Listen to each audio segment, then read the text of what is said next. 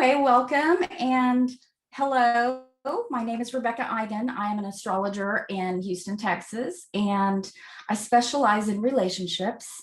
I am the author of the Astrological Seventh House Workbook, and it is based on Carl Jung's theory of the shadow and seventh house astrology, which is the marriage house.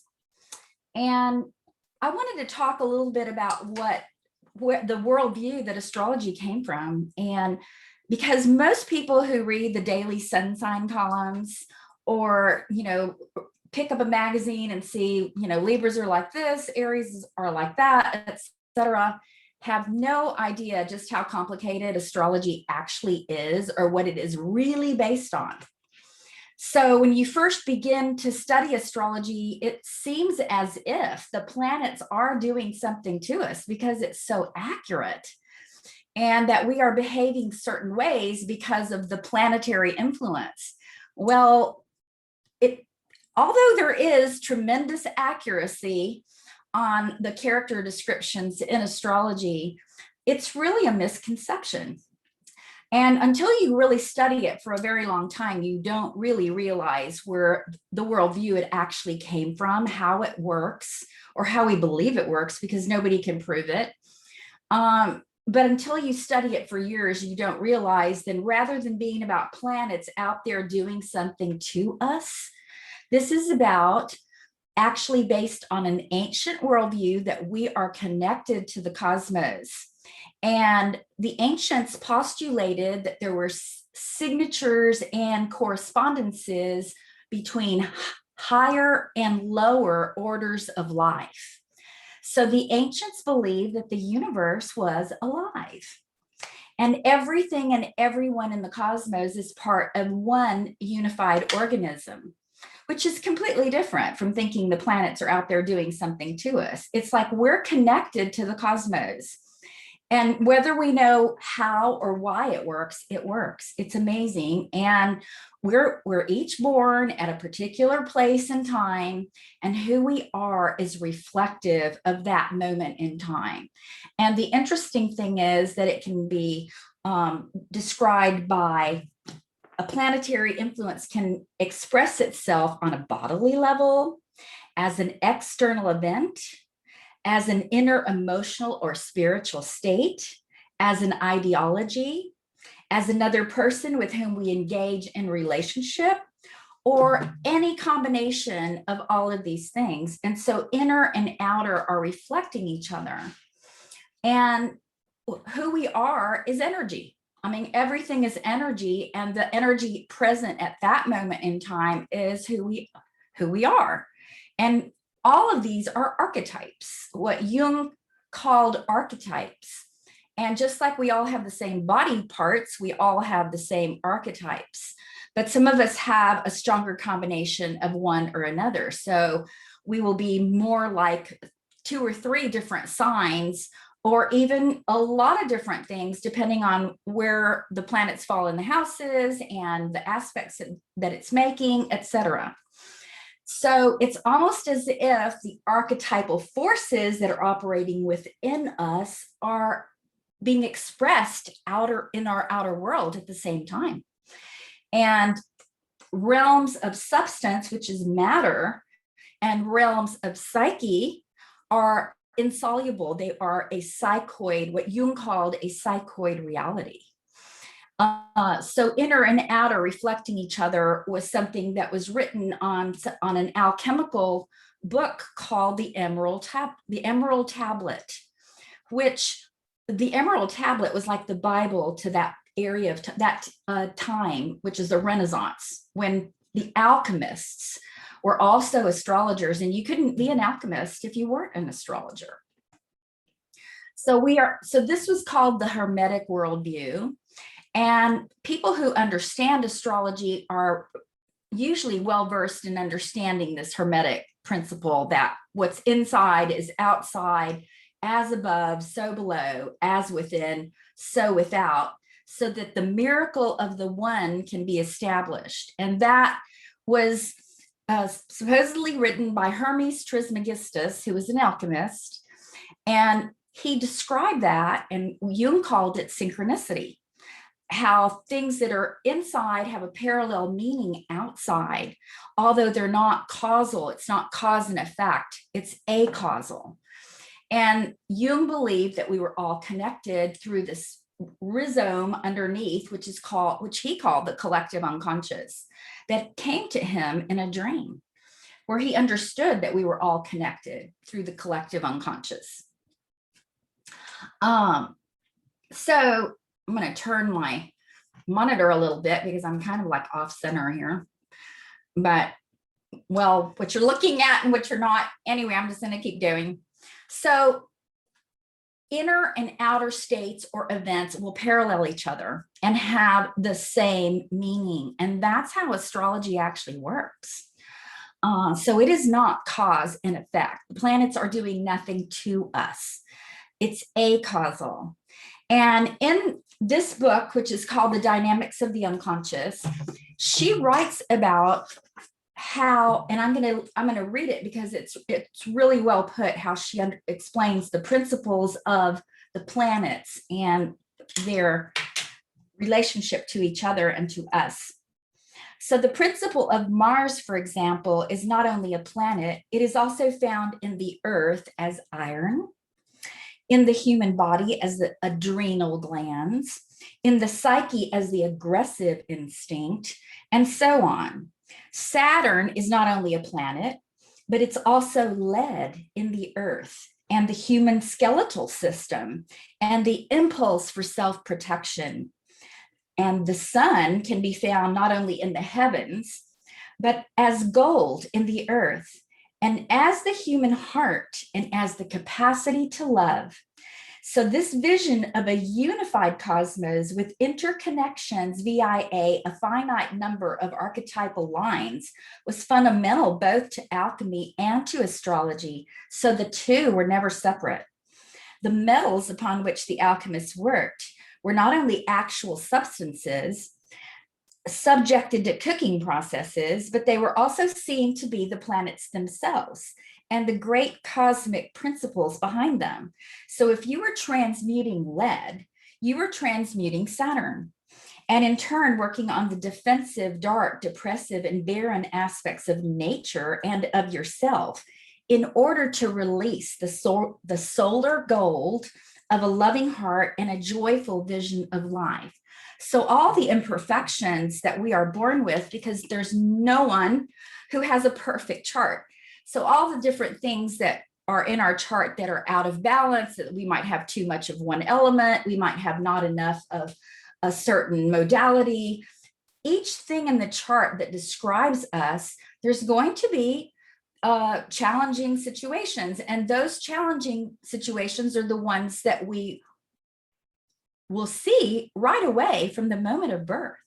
So it is remarkable how from the moment of birth, this is manifesting in our environment, and we will make decisions based on that moment of time of birth and based on our environment and our family of origin and the circumstances that we find ourselves in.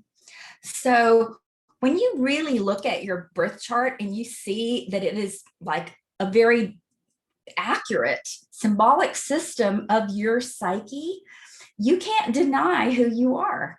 I mean, I remember when I first started studying it, and my ex-husband, who is now deceased, he would make fun of me and he would complain, like, why are you wasting so much money? Why are you wasting so much time doing this? And he could not, with his scientific or conservative worldview, could not even imagine that we were connected to the cosmos. And then later on, when I ordered a psychological horoscope analysis report, I sell these, they're amazing. I ordered one for him, and he didn't even know what time he was born, but I lived with him for 7 years. So I knew. His mother said that the farmers were coming in from the fields at lunch to eat because he lived on a farm. And so I ordered him a report, and he read it, and it is him. You can't, when you really look at your birth chart and you see a description of it, or you go to a good astrologer, you cannot deny that this is who you are. So a lot will be revealed to you by studying your own birth chart. And our chart is a map of our soul. So I believe that soul work is what astrology combined with Jungian psychology, which is analytical psychology, that's what soul work is about, because everything is energy and we are energy. And these imprints from our birth are our archetypes. It is our archetypal structure that we are fated to have, because that's who we came here to be as part of the cosmos evolution. And I really believe that as well, that we are part of the evolution of the cosmos. And so it is not just random things that happen to us. Everything that happens to us and that we choose to become conscious about will help evolve the whole planet. So Carl Jung said that's what we're doing on this planet, is truly becoming conscious. And all you have to do to prove it to yourself is study it. Study your chart, study the people who are close to you that you know, that you have spent enough quality time with to say, yes, this is about you. Yes, this is something that I can see in you. So it's almost like it's a detailed symbolic system, and this profound accuracy is a sacred language. To me, it's a sacred language. And especially when we learn about our own, we know we are connected to the cosmos. We know without a doubt that we are connected to our source. And I think that's one of the most beautiful things about knowing your astrology.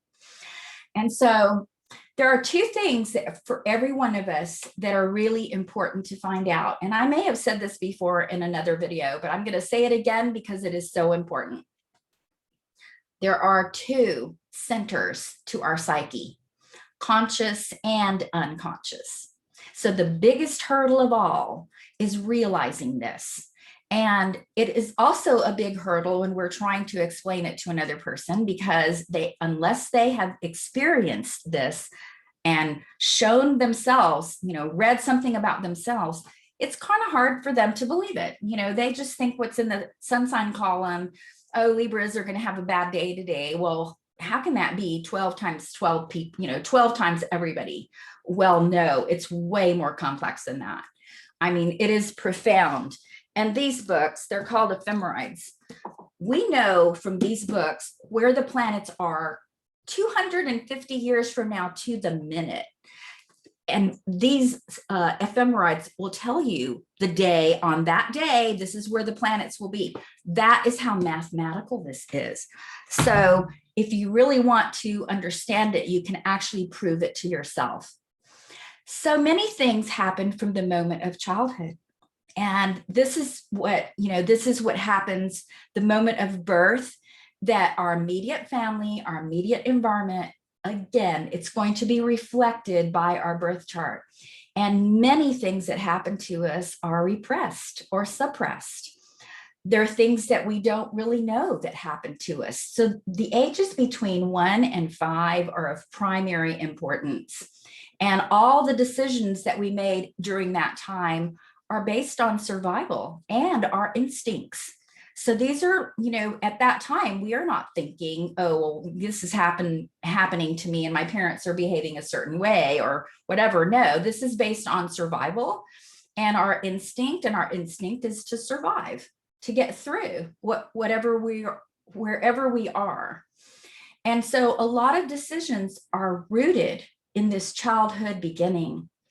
And they're based, again, on our survival instincts. So once we learn about something that is repeating, like if something's repeating in our life and we learn about it and we think to ourselves, okay, like now I know it, I'm not going to do it again. Well, we have to convince our unconscious that we're not going to do it again, because our unconscious has a totally different agenda.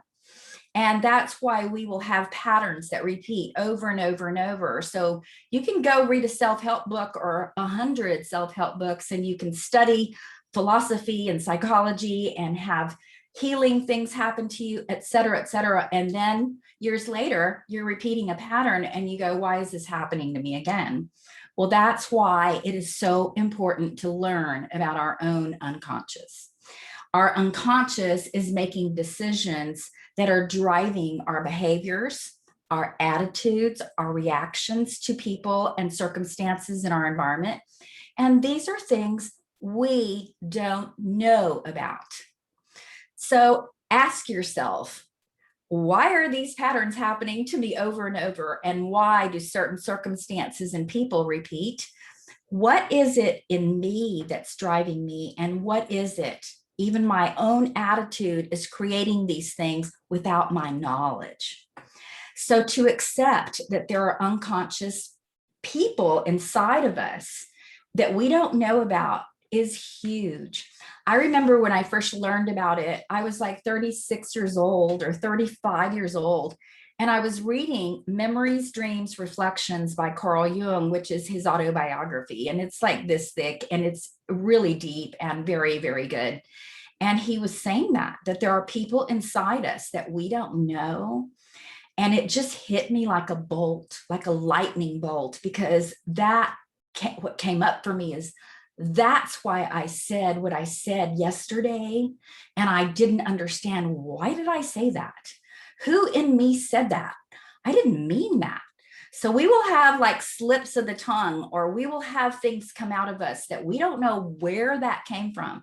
Well, these are the archetypes that are inside of us that can be in conflict with our ideas and beliefs about who we are. So astrology is such a gift because you can really look at the blueprint of your psyche. You can even see by the squares and oppositions and some of the planetary conjunctions or placements, you can see where you have conflict, how one part of you wants one thing and another part of you wants something else, or where you're lopsided. Where you're lopsided, like you may not have a lot of earth in your chart, and therefore you are extremely impractical or irresponsible, and you keep doing it over and over, even though you tell yourself, I need to be more responsible, I need to be more practical. And it just keeps occurring, things just keep occurring, and you end up again with, a lot of bills and no money and, concerns about money. Why would this repeat? Because it's inside of you. And so everything is going to be like an infinity circle. What's inside is outside. So until we really understand ourselves on a very deep level, these things are going to repeat. So the planets and the signs that the planets are in, the squares, the oppositions, etc., will tell you a lot about yourself.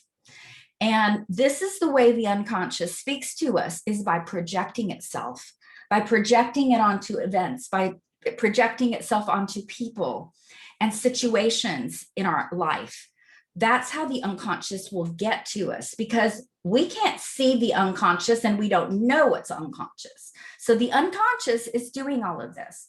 And what Carl Jung said, he called it the self, that the self was the organizing principle in the psyche. The self is striving for wholeness, and wholeness is balance, to be able to balance something where we are out of balance.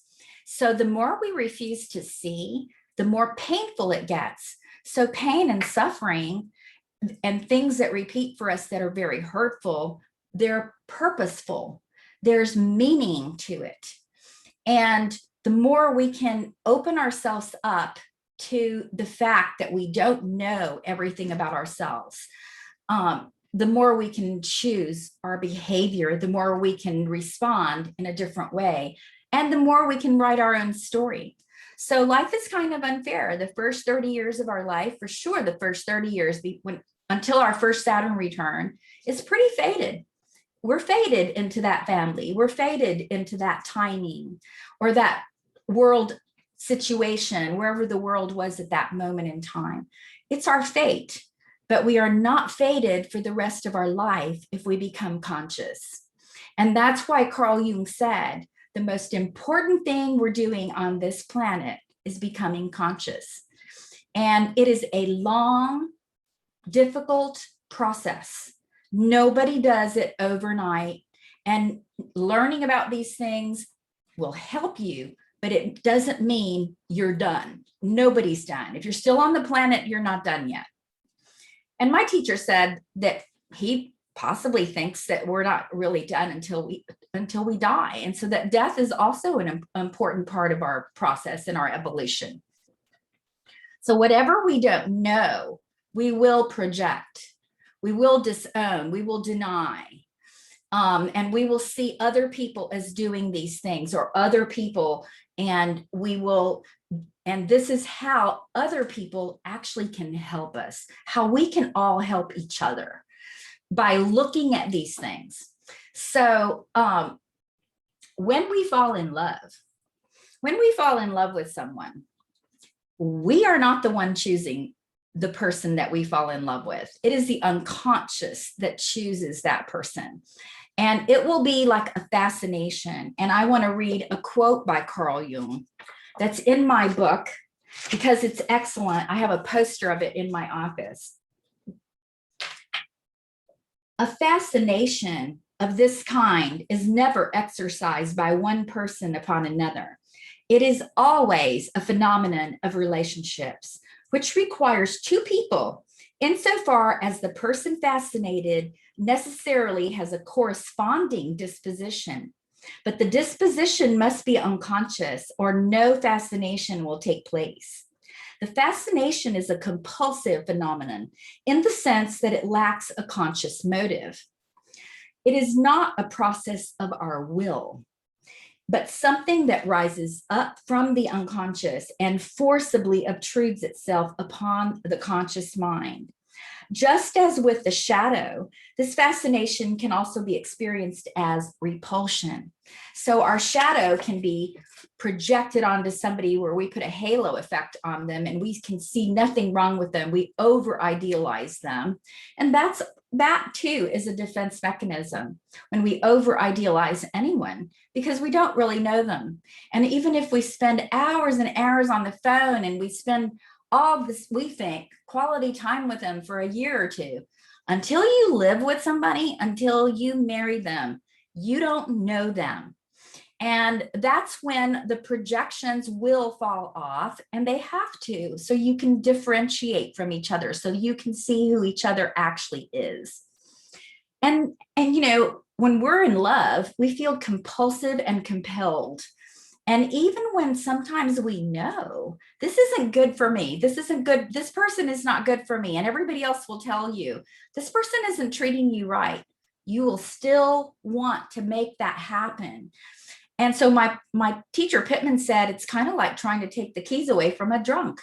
When a person says, I know this is the right person for me, and they're so madly in love, they'll just keep going like a loose cannon towards that situation. And then sometimes both people fall in love at the same time, and so they're both idealizing each other.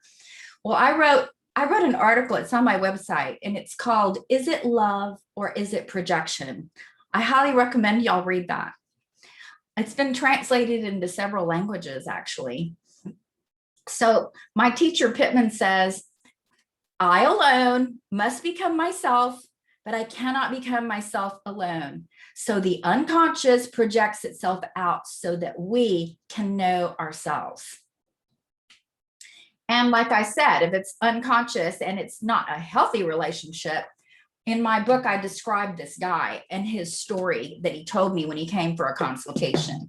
And he was so in love with this girl. And he said it was like being a monkey with your hand caught in a glass jar trying to get a banana out, and your hand is stuck and you can't get it out. And you can't get the banana and you can't get it out. You're just stuck. And so sometimes we feel like that. You know, I can look back on my life when I was very stuck, when I was over idealizing people and thought they were perfect and nobody could talk me out of it. And eventually, of course, the relationship deteriorated, or it proceeded. And so it's not that it's all negative. And I want to say that too. You can be projecting the best things about you onto the other person and say, oh my God, they are so kind. They are so wonderful. They are so altruistic and giving to other people. You can see put a halo on them when you see your best side on another person. So that is also shadow projection. And when I'm teaching, I like to say, have you ever fallen madly in love? Or have you ever met anyone you can't stand? will say hello to your shadow, because that is our shadow self that we are putting on another person. And he also called the male and female inside of us the anima and animus, which is the contrasexual images that are in our psyche. So when I hear people complaining, most of the time when I do a consultation, people are complaining, my husband this, or my wife that, or my boss this, or my friend that. And they don't understand the situation. And if I take their birth chart and sit down and look at it, I can actually see in the chart what is being projected and can facilitate them into becoming more conscious and more aware of the meaning of that, what that is internally that is being disowned, or that is completely shut off from them, that they are not willing to see or be, or that they're doing all over the place and they don't even know they're doing it. I mean, this is amazing to me when people are doing something all over, but they're in total denial that they do it. And so this usually happens with our instincts, like anger, for instance, where somebody is like real angry all the time, but they deny it. And yet, their husband's acting it out for them. And then you see it and they're like that too, but they don't see it.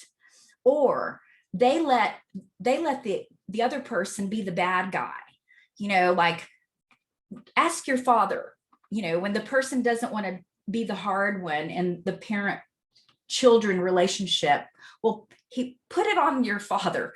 Go ask your father and make him the bad guy and make him be the disciplinarian, instead of going ahead and saying you can't do this or that.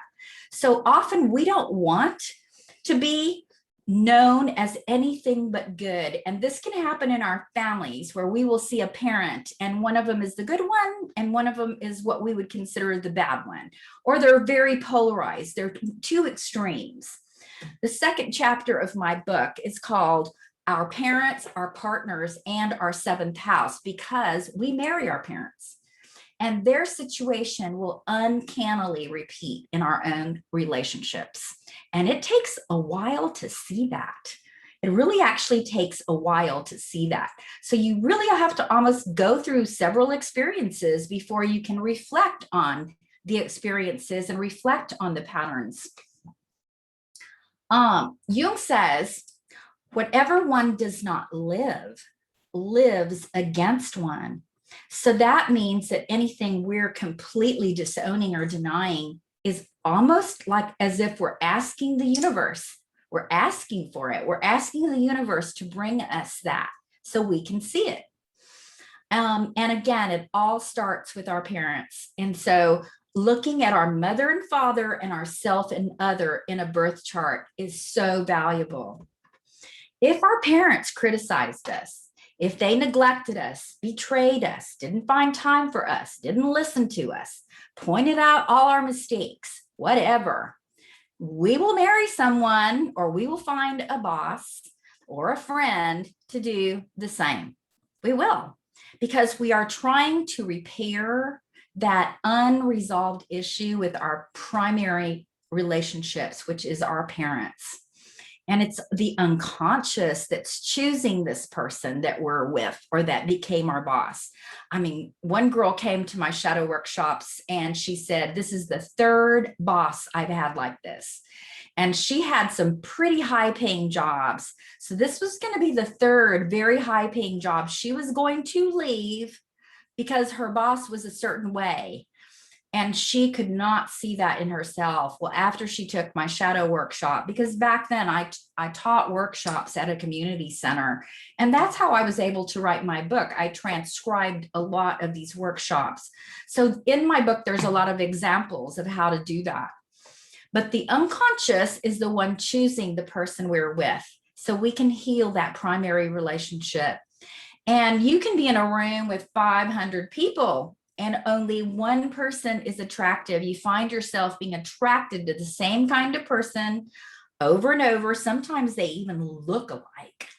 I had a guy friend that married 2 women in a row. They actually looked like twins, first wife and second wife. And then I know a girl who married who's married to this guy, and he passed away, and I was at the wedding when they were getting married. When they were actually, not when they got married, but when they actually were at the funeral, and the ex-wife was there, and so was my friend. And I asked his ex-wife for his birth information, and I went home and looked it up, and their energy was identical. I mean, it was identical. So that was really interesting to me too, is that the unconscious is the one that is choosing all these situations because it wants to be known. Another interesting thing that happens is that we'll do one side and then we'll do the other side. We'll be the one who's moody and selfish and too extravagant or irresponsible, and our partner will be complaining about us. So nobody's innocent and nobody's perfect. Perfection does not exist. So those are things about us we don't identify with and we don't know. And again, people will say to me, well, I don't want to look at that. You're telling me to see that something I find intolerable in another person is about myself. I don't see that. I don't see that about myself. And unless we can see that, we can't change it. So we can't change anything unless we can see it. So that is the most valuable part of being willing to look at it. And then just because we can now see that this is actually a part of us, we can remember and choose to behave in a different way. We can't change anything about our behavior if we're into denial about it. If we do not see it and we refuse to acknowledge that we have anything to do with these repeating patterns. So most of our relationship choices are going to be shaped or chosen by our unconscious and what is repressed within us. And that's the scary part, is that it's repressed and we don't know about it.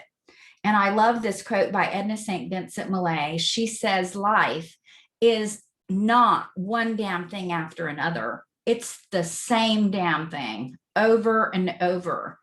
So whenever we're unwilling to acknowledge and then create a balance for ourselves, because usually whatever it is, we're lopsided, we're out of balance. So with an understanding of our shadows, if we don't have an understanding of our shadows, then we are going to attract people to us to show us our own unlived life. And again, early on, our early life experiences, anything that happened to us that we don't know, that was at the very beginning, it functions outside of our conscious awareness. I mean, even if it looks like it's all their fault, it actually is something that's in us, or it wouldn't be happening outside of us. So when we're looking for the perfect parent out there, it's unconscious. It's unconscious that we fall in love with people that are like our parents because we want to make them be what we wanted them to be. Well, it's not going to happen. So our parents are let off the hook, and we're let off the hook if we have children of our own, because we're not perfect parents either. Perfection does not exist. Imperfection is the main gateway to the unconscious. It is not by looking for the light. It's about making what's dark or hidden conscious and bringing it up to the light. So the alchemists knew that. They knew that whatever they brought up to the light, that they could transform and that they could implement in their life in a different way. But that if it was not in their conscious mind, that they couldn't do anything about it.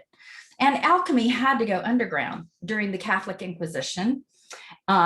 These people were thought of as witches, and they were being burned at the stake. So a lot of the Hermetic worldview and a lot of the things that we now consider to be metaphysical were being lived out in the 12th, 13th, 14th, 15th, 16th centuries by the alchemists. And they said they were searching for gold, but it was not the common gold. So they weren't looking for money. They were looking for gold, which they considered to be an open and loving heart.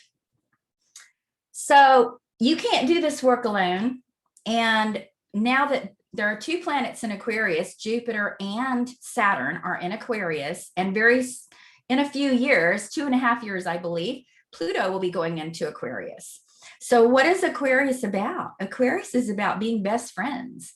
Best friends can sit and talk things out and talk to each other and learn about each other's shadow without judgment and help each other be in more integrity with themselves. If you're not afraid of your partner, they can become your best friend, where you have nothing to lose. You are being yourself. You're talking about what you're learning, how you're growing. You're learning about your shadow. Are they interested in doing this? And get a dialogue going about yourself and how you feel about learning about your inner world and your inner unconscious. And it's psychological, it's analytical. That's why it's called analytical psychology. You have to analyze, you have to look at things, you have to be willing to be open and honest with yourself. And again, nobody does that overnight. But the goal of all of this is becoming best friends in the age of Aquarius. And the goal is liberation, because liberation from our own unconscious and delusional beliefs that someone outside of us will change what we're experiencing. We change inside, and then the outer world changes outside. It's an inside out job, not the other way around. And if both people are willing to do some inner work, and it takes a lot of courage, it does, it takes a lot of courage to do shadow work, then we can rewrite our story. Because as I said, the first half of life is fated by our family of origin, by our experiences and that particular time and place.